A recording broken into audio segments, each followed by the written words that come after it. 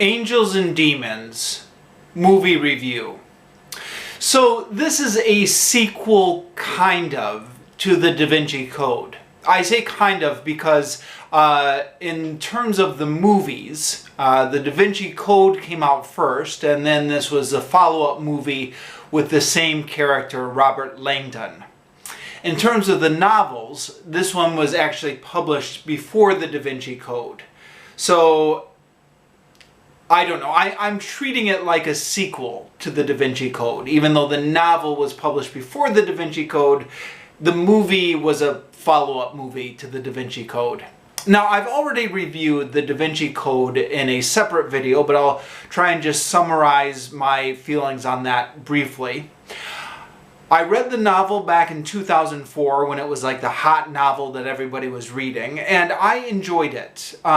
You could have a discussion about the truth value of the novel, in which it made a lot of claims that were not true at all about, you know, the historical Jesus Christ and etc.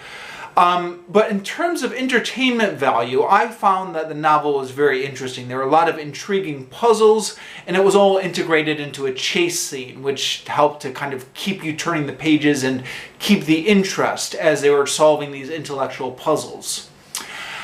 I did not think that it translated well to a movie, however. Even though it seemed like, you know, when I was reading it, I thought, boy, this would be a great movie to make a movie out of this novel. But when they actually did make a movie, it was just so much talking and so much talking and so much talking. And, you know, that was stuff you were willing to put up with in a novel. But it turned out that was very boring on the screen. So the Da Vinci Code, the movie, got very bad reviews, and my own review of it was also not great. I probably wouldn't have bothered with a follow-up movie, except my brother-in-law wanted to see it, so we ended up watching it one night. I never read the book on which this is based. Going into the Da Vinci Code, the movie, I had already read the book, so I knew where the story was going. This case, I didn't know where the story was going, and as such, I think I did enjoy it slightly more than the Da Vinci Code. The various twists and turns that the storyline took me slightly off guard.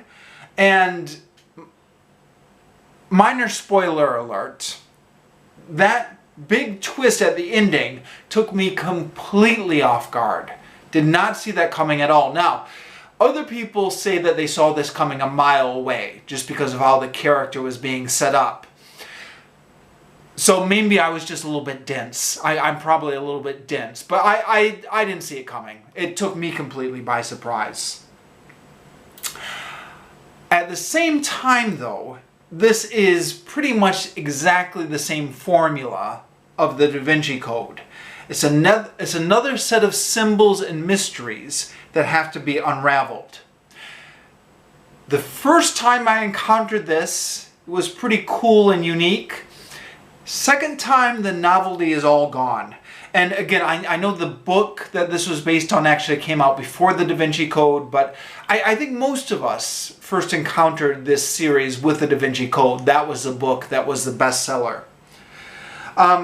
But yeah, it starts to get a little bit ridiculous. I mean, with the Da Vinci Code, you had to believe that there was this one secret society that had laid clues all throughout history by just inserting it in famous pieces of art. And then by deciphering these clues, you would uncover the mystery.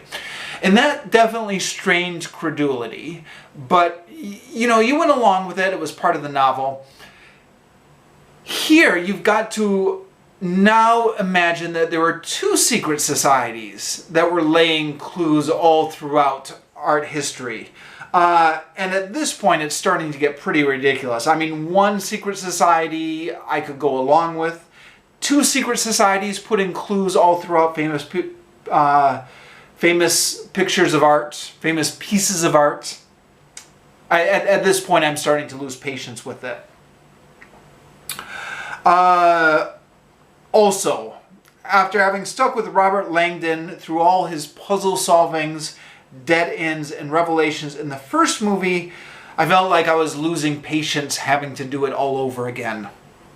Now, in my opinion, I think these movies could benefit a lot from stealing from the Indiana Jones movies.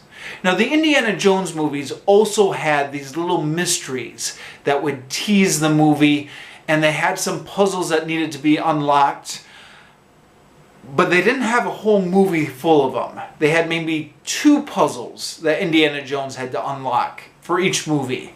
And then the rest of it was just fist fighting and, jumping from horses into trucks, and the rest of the action and the swashbuckling.